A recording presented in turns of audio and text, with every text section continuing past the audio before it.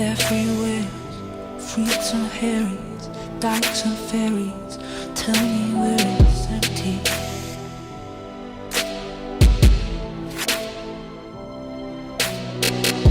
Tax the rich, feed the poor, till there are never rich no more.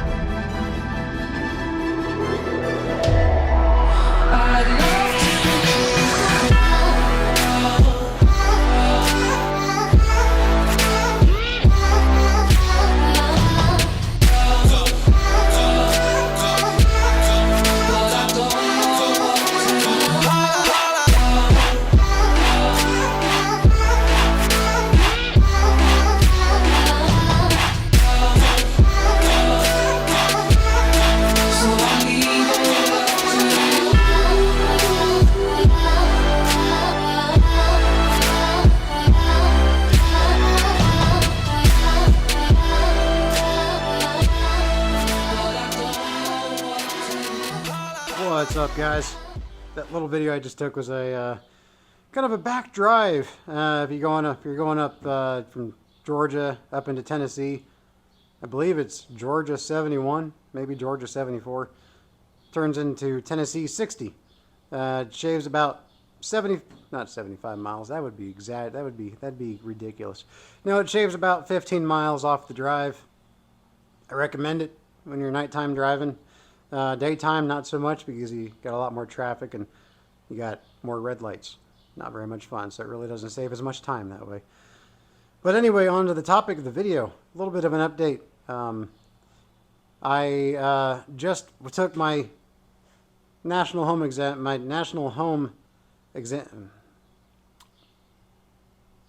the fuck? My NHIE.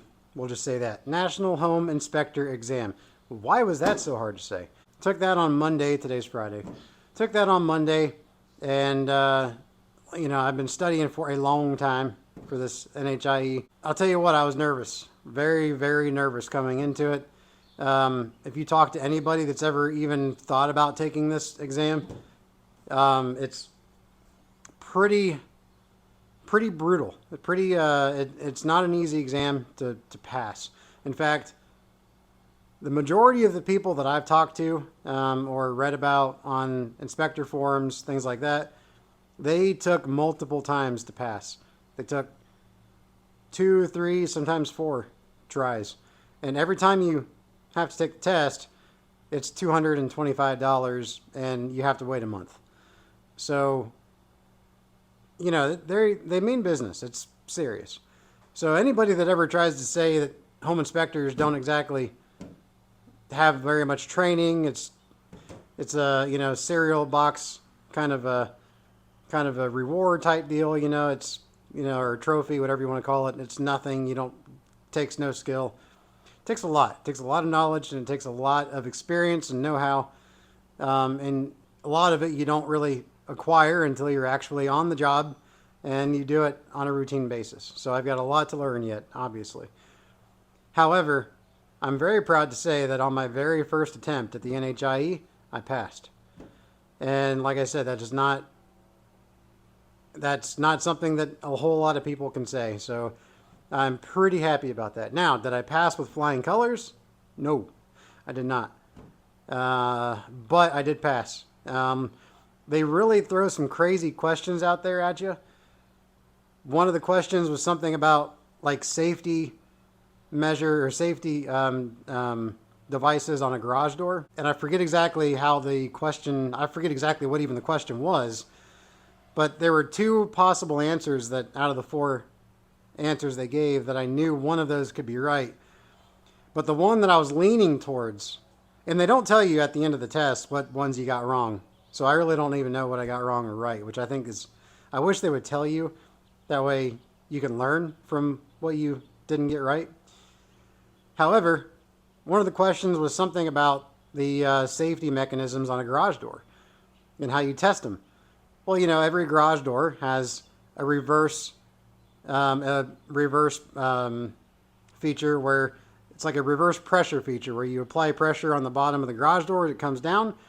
Shouldn't take much pressure, and then the garage door reverses and goes back up. That's a safety device, safety mechanism in case a child or somebody tries to go under the garage door as it closes. It doesn't come down on somebody and critically injure them. These garage doors, as you learn, they're the heaviest single component in pretty much any household. So you've really got to take a lot of precaution. You don't really think about it, but they're a big single component. So there's that mechanism, and then another mechanism are the laser eyes that you'll see. The requirement is 4 to 6 inches high from the floor, and they've got to be focused in on one another perfectly. And when something disrupts that laser, it reverses the garage door. Again, same exact reason, in case a kid's running under there, whatever. And it also helps to keep the garage door from being damaged if you keep like a lawnmower or something under there in the way. Keeps the garage door from coming down and maybe smashing the bottom of the garage door or the mower. Well, it said on I believe it was pertaining to the laser eyes for the for the laser reverse feature. And said, like both of these answers made sense. But then on the laser one, it quantified that answer with which was mandated in 1979. That part I don't know. I can't remember. I don't remember ever seeing a mandated timeline for that mechanism. So it's like they throw that in. They throw little things like that in there. You could be so sure about your answer, and then you finish reading that answer, and it's like then you second guess. You're like, wait a second, but what if it was 1980? What if it was 1986? Because you're so sure about the first part, then they throw in the second part, and you're not sure anymore. So that's basically what this entire exam, how it was formulated. So it made it difficult to, to really. It was 200 questions that were just like that. You've got to know things like the length of certain screws, the types of screws, obviously, fasteners, the lag bolts, the types of metals that certain fasteners need to be made out of to anchor, certain joists or rafters, things like that. There's a lot that goes into it. Like I said, there's 200 questions and you get 4 hours to do the test. And I did it in just over 3.5 hours. I'm sorry, I did it in right around 3 hours. I had like close to an hour and a half left. And I took my time with every question, but there's 200 questions. And some of these questions, like I said, you've got to read them very carefully. Very carefully. And then you've got to read each individual option for the answers very carefully. Because 2 of the answers might look exactly the same. However, there's one twist, again, on one of the answers that either makes that one right or it makes that one wrong. And that's where they get you. That's where you've really got to pay attention. Same goes for the question itself. They'll throw a twist into the question, and if you don't read it carefully, it'll get you. And obviously they're doing it on purpose to see how much you genuinely know. Because it's it takes a lot of the guesswork out of it. It's scored on a system like the SATs, 200 to an 800 score. And the 500 is passing. I got a 538. So, like I said, I didn't pass it with flying colors. I'm not claiming that I passed it with flying colors. But what I am proud of, though, is that I passed it on the first try. Like I said, a lot of people don't. A lot of people don't. So the fact I passed it on the first try made me very happy and felt very proud of myself. So right now what I have to do is I have to acquire the proper insurances, which right now, just really all I need right now to acquire my license before I send in the application. Get this fuzzy out of here. Go. Go. Get away from me. To apply for my license, I need to show general liability insurance. Now, that's not the only insurance you should have, but it's the only one that you're technically required to have by law. The other insurance I'm going to want to get is called E&O, which is error and omissions. And that's pretty self-explanatory. That's very much like it sounds, where if you make an error at a client's home, say you trip a GFCI and you forget to reset that GFCI and a refrigerator is plugged into that GFCI and everything in the fridge goes bad. Well, that insurance, would cover something like that. Now, of course, you should be able to pay for that yourself and not involve insurance, but that's an example. And of course, an example of the omission would be if you neglected to mention a defect that later down the road, in a reasonable amount of time, I should say, down the road, costs the client money after they buy the house. Then, they come back, they say, hey, you missed a major defect. It cost me $5,000. Say, now it doesn't work for everything. If I inspect a lot of these systems in the house, they could work perfectly fine. And you notate that in the report. Notate it, works perfectly fine. The HVAC system, electrical, specific components in the electrical, specific components in the HVAC system. You specify that they work fine, all that stuff. That's why you don't use like future or, even present tense. You use basically past tense when you report it in the report. Maybe the roof, for example. Maybe you missed a major issue with the roof. I don't even know. I'll be honest, I'm not sure exactly what kind of omissions there are that would hold water in court. But there are certain omissions where if they catch it soon enough and you neglected to report those, then again, it could cost the homeowner thousands of dollars, and then they could come after you for those damages, and the omissions part would cover that.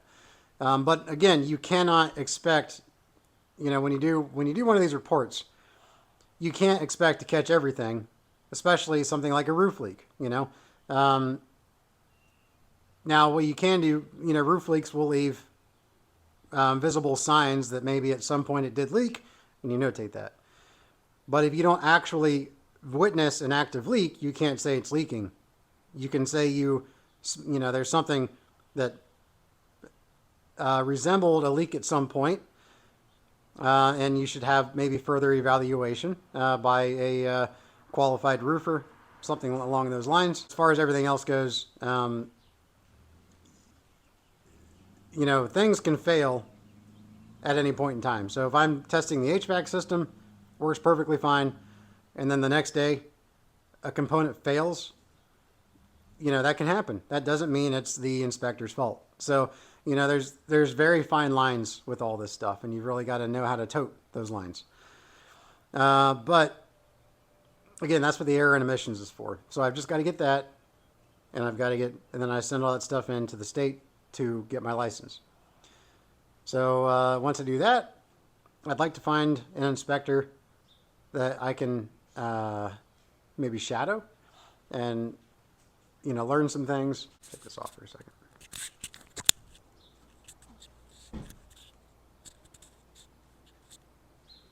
I always feel goofy even in my own garage when I'm making a video. Neighbors came home. Thought they might say hi, but guess not. Anyway, screw them. Just kidding. They're good neighbors. You know, going around some actual properties and seeing how experienced contractors, or not contractors, experienced inspectors do their jobs, and how to really pick out and decipher certain not so obvious defects. And the hardest part for me is just getting my name out there, because it's not like trucking where when I bought a truck and got my authority and all that, I could just go on the load board and find a load and take it and go. It's not quite like that with something like this. I actually have to get my name out there and have people come to me. So it's going to be a learning curve, and a big learning curve for me. But I got to say, one thing I've noticed with the inspector crowd, you know, with the industry, they remind me a lot of what trucking used to be, where nowadays you get onto like a group on Facebook and you ask a question in trucking. Everybody's new at some point. Even today, there's still new drivers that are coming into the industry. They have questions. They get on Facebook, they ask a question that to somebody like you or I that might have 20 years or so experience, it might seem like a silly question. To that person, they're really genuinely trying to learn. And they ask the question because they really genuinely don't know. And then they have a lot of drivers on there that make fun of them for that. And then what happens after that? They stop asking questions. When they stop asking questions, that's when they start making mistakes. And then we say, why the hell are there so many bad drivers on the road today? Well, it's because they became afraid to ask questions because they would get made fun of. And I get it. There's some, you know, you can have like some good fun bantering back and forth, whatever. But, you know, people take things a lot more personally on things like, you know, social media, because it feels a little bit more personal, because even if the person that is making fun of the person asking the question is just kind of, you know, bantering a little bit and just having fun, the person might take it personal because you can't see the intent online like you can in person. You know, you can't see the more friendly nature that you could see in person online. So it's, you know, people get online, ask questions, and they get made fun of, and they never want to ask a question again. On the inspection, or on the inspector world on Facebook, I'm on several groups. Every one of those groups that somebody new asks a question about, you very rarely ever see a laughing emoji in response. Everybody is willing to jump in and help. You know, if somebody jumps on there and asks, hey, have you ever seen this before? What is this? What am I looking at here? And they take a picture of a house that they're inspecting, like a component of a house they're inspecting. And they say, you know, I've never seen this before. You know, what is this? What does this mean? Why is it like this? They get a whole bunch of help, not a whole bunch of laughter.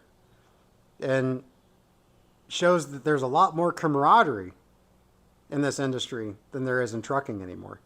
And I like that. It's nice to know you can ask a question and learn instead of be afraid to ask that question, because it benefits the entire industry. Whatever industry it is, it benefits everybody in that industry when you can learn and feel comfortable asking the questions you need to ask. You know, I've been paying attention to those groups religiously, and they've been helping me out a lot. And I've even answered a few questions on there already that I knew that some inspectors are, you know, were asking about that were new and maybe inspecting some of their first properties. And, you know, a lot of it's opinion based when you're inspecting. But of course there's a lot of other things too that go into it.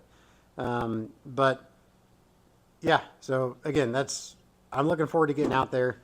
And the more comfortable I get with it, and the, you know, my plan is, like I said, eventually, once I get set up, and I get a couple, you know, I learn the systems, and I learn how to do an inspection and decipher the not so obvious defects, and I feel comfortable doing that, and I go, I start taking jobs and doing it.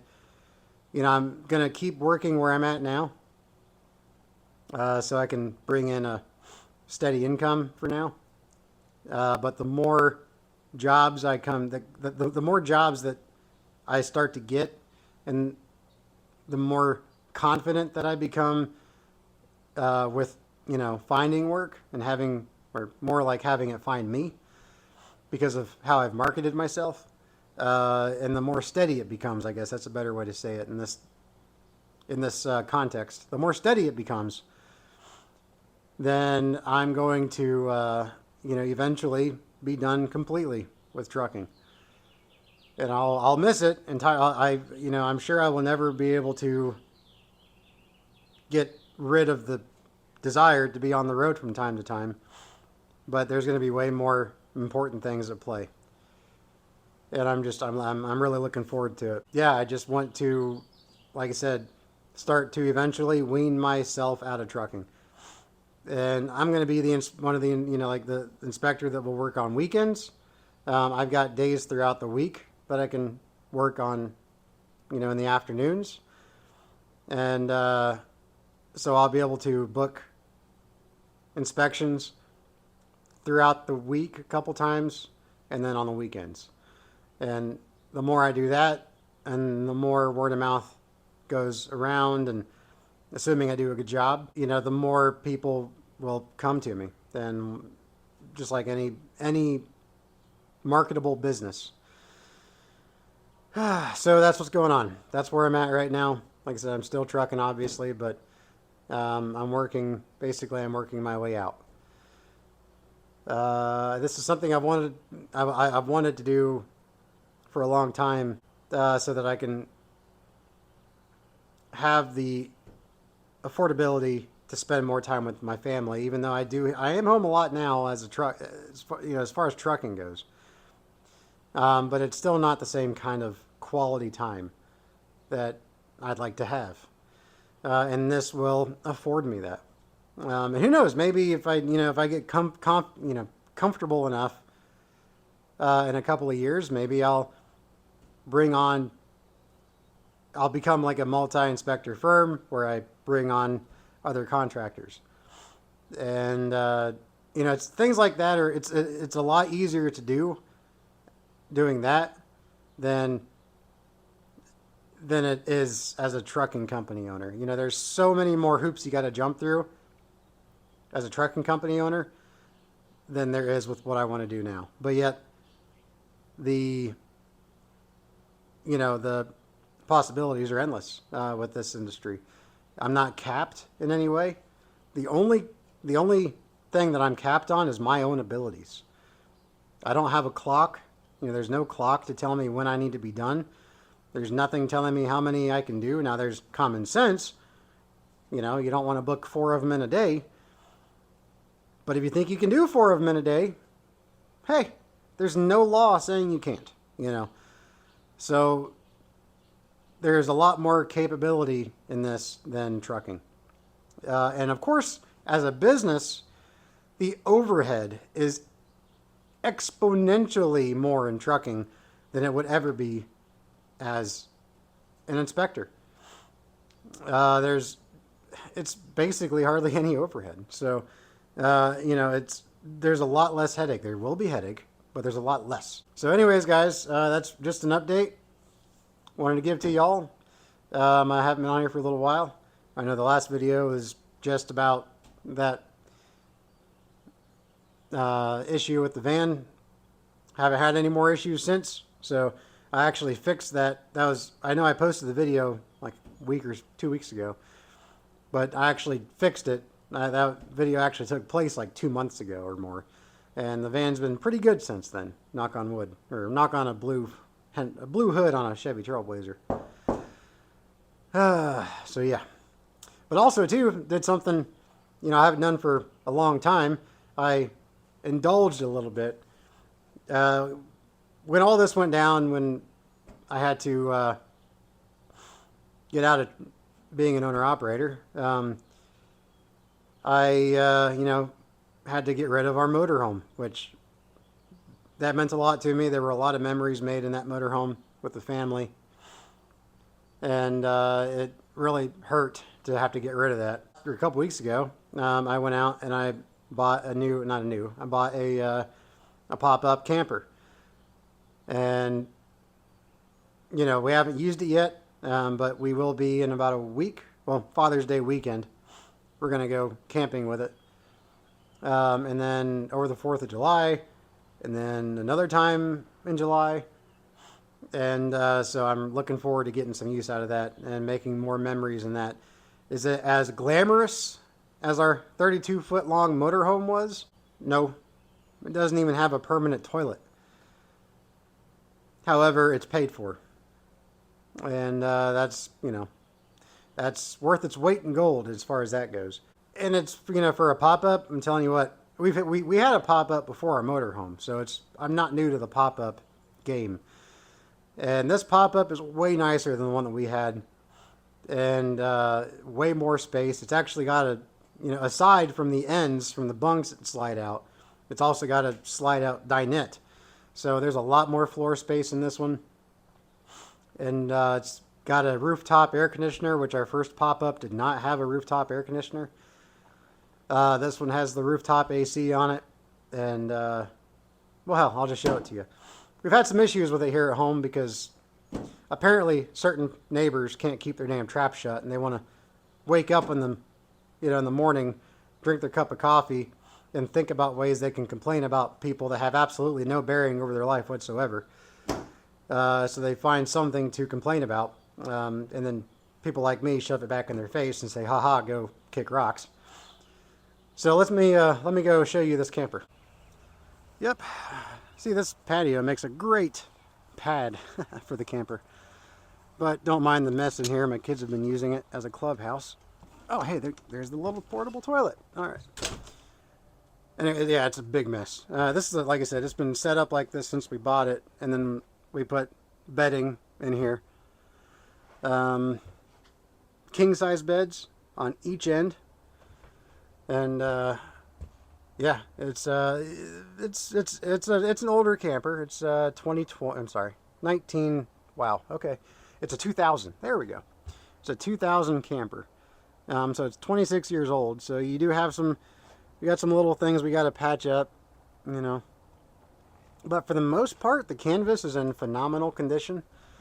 The guy we bought it from stored it for the last 5 years at his sister's house in the country in a barn. So there's what you see, some of the minor holes you see in the canvas was done by mice, field mice, while it was folded up. But like I said, we're going to go ahead, you know, it's, for the most part, it's in phenomenal condition, especially given the age. The floor, although it's got some staining on the floor, we can replace the flooring if we want to. But it's solid. I mean, very solid floor. When you get under it and look, there's no staining on the particle board under the camper. That the flooring is, you know, the subfloor, I should say. It's in great shape. And like I said, it's got the air conditioner up here. So I believe it's a 15,000 BTU, which, you know, being that it's a pop-up, there's zero insulation, and it does a pretty good job at keeping it cool out here when you have it on. My kids have actually stayed out here a few nights, and they love it. Absolutely, they love it. I love it. There's something about a pop-up to me that I like even more than our 32-foot motorhome. It has more of that camping appeal because it's all canvas, so it feels more like a tent. You hear things like the birds out there. It's a lot closer to nature. However, you're comfortable. You've got comfortable beds. You've got, if it's too hot, which a lot of places we go to, it is. You've got the rooftop AC. But again, you've got a ton of space. Like I said, we've got, you know, that dinette folds into a bed. And then, of course, you got a king bed there and a king bed here. And, you know, we're a family of 5, and it's just right. You know, no, we're not each going to have our own bed. But because they're king beds, there's plenty of space for, you know, to share a bed. You know, it'll be like my wife and our oldest daughter on one bed, you know, my son and myself on another bed, and then our youngest, our littlest, will be on that bed. So it fits out it works perfectly fine. This right here is a small couch. Of course, the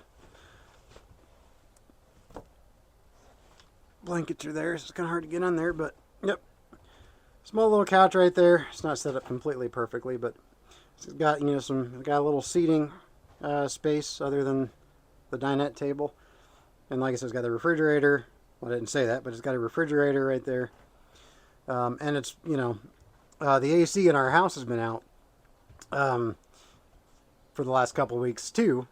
And we've been waiting for the technician to get over here and get that fixed. And, well, you know, this has actually been kind of a lifesaver because we do have a couple portable AC units in the house for a couple rooms. But it's been nice to be able to come out here at night, you know, and sleep too, you know.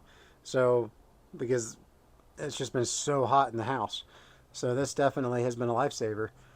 I do need to get some new filters for the air conditioner. You can kind of see, I don't know if you can see that or not, but it's pretty dirty up in there.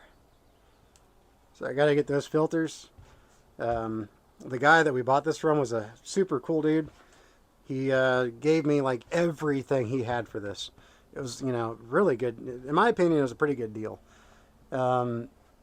And he gave me everything that he had for it, including an anti-sway hitch. So, you know, that will come in handy. Not that this is a very heavy trailer. It's only, the dry weight is only about 2,600 pounds. So it's pretty light, but it's also got its own, it's got brakes on the axle. So it's already got, you know, it's set up for trailer brakes. So I'm pretty dang pleased with it. I'm pretty happy. But you know, it's super airtight for a pop-up. Our old pop-up that we had before our motorhome, it was there were a lot more gaps. You could see a lot more daylight in, you know, areas like down there where the canvas met the box, things like that.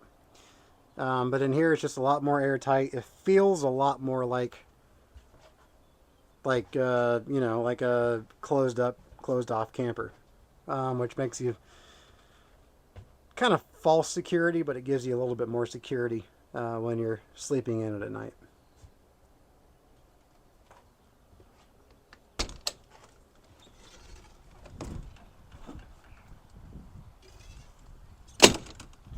And then we got an outdoor cooktop as well. But it's not too shabby. It's got the spare tire right there. And kind of hoping that whoever threatened to call the HOA on us, they wouldn't tell, you know.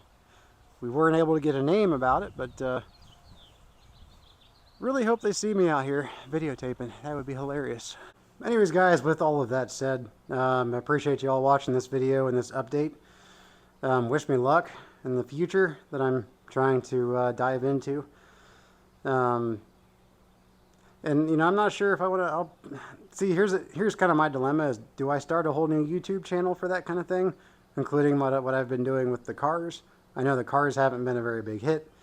You know, when I work on them, but that's kind of why I made the name what I did on my channel, instead of putting the word trucking in the name of this channel, was because it is about thriving, and it's, you know, and anything you do and you do it happily, that's thriving. So that's why I haven't made a new channel yet, is because you know, working on cars makes me happy. Doing what I'm doing to become a home inspector, it makes me happy. And I don't know that I need to make another channel, but I understand how the algorithm works, and I've kind of changed up my content, so that might be hurting the algorithm as well. Not only people that are already subscribed wanting to watch what I watch because they are more into the trucking realm, but you know, it may not be It may not be sending the right vibes out for YouTube either. So I don't know. I might make another channel, but at the same time, that's why I made the name that I did. But anyways, guys, y'all have a good one out there. Be safe. Keep surviving to thrive. And we'll catch you guys all in the next video. Take care.